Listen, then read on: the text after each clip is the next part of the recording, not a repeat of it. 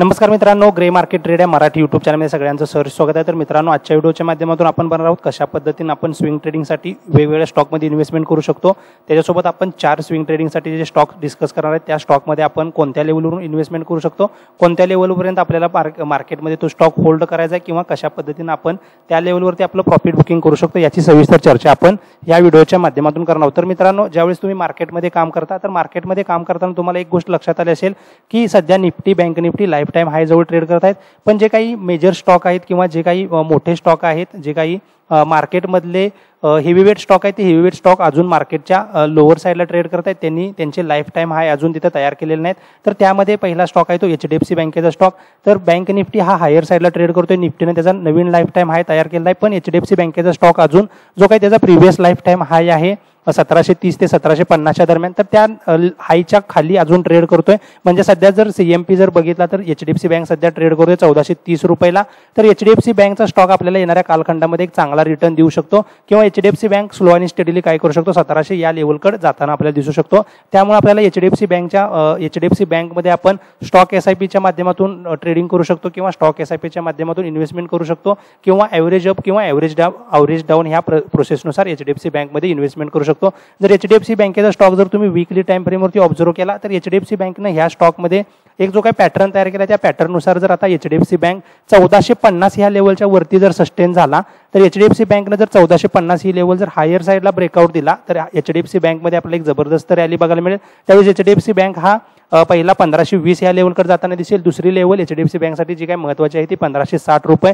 तर HDFC bank जर 1450 या लेवलच्या वरती जर सस्टेन झाला तर तुम्हाला 1520 आणि 1560 ह्या दोन लेवलसाठी HDFC बँकमध्ये स्विंग ट्रेड करायचा आहे। तर ह्या इथं तुम्ही तुमची जी काही क्वांटिटी आहे ती क्वांटिटी थोडी बुक करू शकता आणि उरलेली क्वांटिटी ही 1700 किंवा 1650 आणि 1700 ह्या दोन लेवलसाठी तिथं होल्ड करू शकता। त्यामुळे तुम्हाला HDFC बँकमध्ये जर इन्व्हेस्टमेंट करायची असेल किंवा HDFC बँकमध्ये जर स्विंग ट्रेडिंगसाठी जर तुम्हाला जर ट्रेड इनिशिएट करायचं असेल तर 1450 या लेवलवरून तुम्ही HDFC बँकमध्ये इन्व्हेस्टमेंट करू शकता। तर मित्रांनो, जो काही दुसरा स्टॉक आहे तर त्यावेळेस तुम्हाला HDFC बँकमध्ये जो काही स्टॉप लॉस लावायचा आहे तो 1350 रुपये हा स्टॉप लॉस कन्सिडर करून तुम्ही HDFC बँकमध्ये काय करू शकता, इन्व्हेस्टमेंट करू शकता। कारण की 1350 ही जी काही लेवल आहे ही HDFC बँकसाठी खूप स्ट्रॉंग सपोर्टचं काम करते।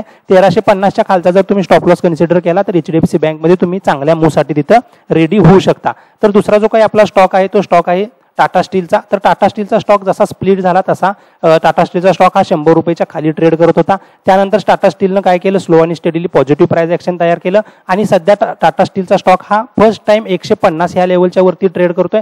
तर टाटा स्टीलमध्ये इथं जी काही ब्रेकआउट कॅन्डल आहे ही ब्रेकआउट कॅन्डल खूप महत्त्वाची आहे। ह्या कॅन्डलचा लो जोपर्यंत ब्रेक होत नाही म्हणजे 140च्या खाली जोपर्यंत टाटा स्टील जात नाही तोपर्यंत टाटा स्टीलमध्ये आपल्याला इथं काय होत की बायर्स अॅक्युमुलेट होताना दिसतील आणि जर टाटा स्टील जर 160 ह्या लेवलच्या वरती जर कंटिन्युअसली ट्रेड करायला चालू झाला तर टाटा स्टीलमध्ये आपल्याला जबरदस्त मोमेंटम बघायला मिळू शकते। कारण की जर तुम्ही टाटा स्टीलचा जर चार्ट ऑब्झर्व केला तर टाटा स्टीलचा स्टॉक जसा स्प्लिट झाला आहे तसा 80 ते 100 लेवलच्या दरम्यान खूप कन्सोलिडेट केला। त्यानंतर टाटा स्टीलच्या स्टॉकमध्ये 120 ते 140च्या दरम्यान पण कन्सोलिडेशन झालं, परत 140 ते 160च्या दरम्यान पण टाटा स्टीलमध्ये कन्सोलिडेशन होताना आपल्याला दिसतंय।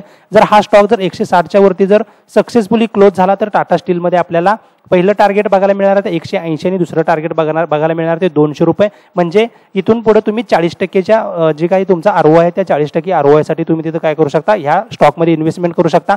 म्हणजे टाटा स्टीलच्या स्टॉकमध्ये तुम्हाला इन्व्हेस्टमेंट करायची ती 160 रुपयाच्या वरती आणि जो काही तुमचा स्टॉप लॉस कन्सिडर करायचा तो 140 रुपयाच्या खाली। 140 ते 160च्या दरम्यान जेवढे स्टॉक तुम्हाला टाटा स्टीलमध्ये अॅक्युमुलेट करता येतील तेवढे स्टॉक तुम्ही तिथे अॅक्युमुलेट करू शकता आणि त्यावेळेस तुम्ही 130 किंवा 135चा जर स्टॉप लॉस लावून जर तुम्ही तिथे ट्रेड केला तर तुम्हाला तिथं चांगला स्विंग ट्रेड टाटा स्टील ह्या स्टॉकमध्ये बघायला मिळू शकतो। कारण की टाटा स्टीलचा स्टॉक हा हेवीवेट स्टॉक आहे, ह्या स्टॉकनं पण अजून म्हणावा असा आपल्याला मोमेंटम तिथं दिलेलं नाही। त्यानंतर जो काही स्टॉक आहे तो स्टील अथॉरिटी ऑफ इंडियाचा स्टॉक आहे। जर तुम्ही स्टील अथॉरिटी ऑफ इंडियाचा स्टॉक किंवा जर सेलचा स्टॉक जर मंथली टाइम फ्रेमवरती बघितला तर ह्या स्टॉकमध्ये एक जबरदस्त पॅटर्न आपल्याला बघायला मिळतोय। कारण की हा जो काही स्टॉक आहे तर हा स्टॉक एप्रिल 2011 पासून आतापर्यंत 160 ह्या लेवलच्या वरती गेलेला नाही किंवा 150च्या वरती डिसाइजफुली क्लोज झालेला नाही। जर हा स्टॉक 150च्या वरती जर सक्सेसफुली क्लोज झाला तर ह्या स्टॉकमध्ये आपल्याला जबरदस्त मोमेंटम बघायला मिळेल आणि ह्या स्टॉकमध्ये जर तुम्ही जर चार्ट पॅटर्न ऑब्झर्व केला तर ह्याच्यामध्ये जो काही पॅटर्न ऑब्झर्व होतोय तो कप अँड हँडल पॅटर्न आहे। त्यानंतर तुम्हाला इथे एक ट्रायंगल पॅटर्न तयार होताना दिसतोय। म्हणजे ही जी काही अप्पर ट्रेंड लाईन आहे अप्पर ट्रेंड लाईनला जबरदस्त रेजिस्टन्स ह्या स्टॉकने घेतलेला आहे, परत कप अँड हँडल पॅटर्न तयार केलेला आहे आणि कप अँड हँडल पॅटर्न जो काही रेजिस्टन्स आहे तो 160च्या दरम्यान आहे.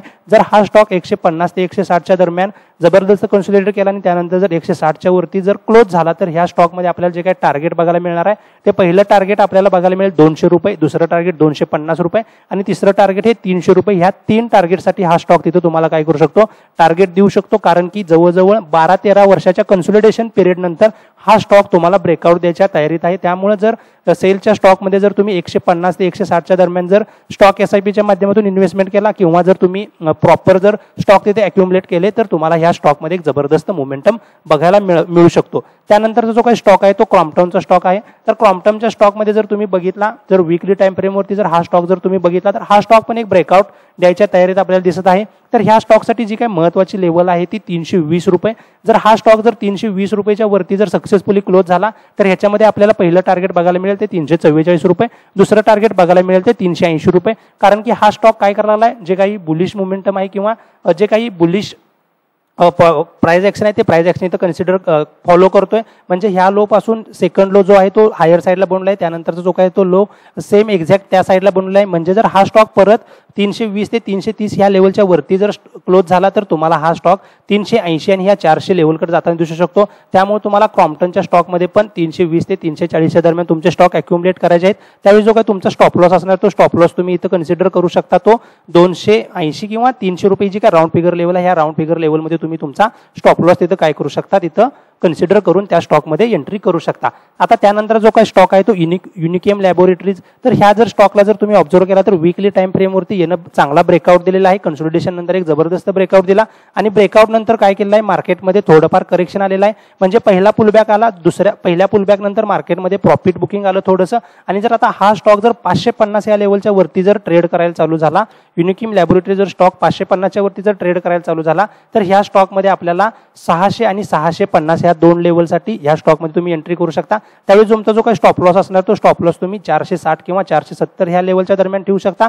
किंवा जर तुम्हाला स्टॉक हा अक्युमुलेट करायचा असेल तर 470 पासून 450 ते 470 या लेवलच्या दरम्यान तुम्ही हा स्टॉक अक्युमुलेट करू शकता. त्यावेळेस तुम्ही तुमचा स्टॉप लॉस हा 440 किंवा 420 ह्या लेवलला लावून तिथं थांबू शकता. आणि ह्या स्टॉकमध्ये जर तुम्हाला प्रॉपर इन्व्हेस्टमेंट करायची असेल तर हा स्टॉक तुम्ही 550 ह्या लेवलच्या वरती बाय करा. एव्हरेज डाऊनमध्ये जर हा स्टॉक तुम्ही बाय करणार असाल तर 450 ते 470 ह्या लेवलमध्ये तुम्ही तुमचे जे काही स्टॉक आहेत ते स्टॉक अक्युमुलेट करू शकता. तर मित्रांनो, हे जे काही स्टॉक सांगितले हे स्टॉक फक्त आणि फक्त एज्युकेशनल पर्पजसाठी सांगितले. जर तुम्हाला यामध्ये इन्व्हेस्टमेंट करायची असेल तर तुम्ही तुमच्या फायनान्शियल ॲडवायझर सोबत चर्चा करा आणि त्यानुसार तुम्ही तिथे इन्व्हेस्टमेंट करा. तर मित्रांनो, हा व्हिडिओ आवडला असेल तर हा व्हिडिओ लाईक करा, चॅनलला सबस्क्राईब करा आणि शेअर करा. धन्यवाद. जय हिंद, जय महाराष्ट्र.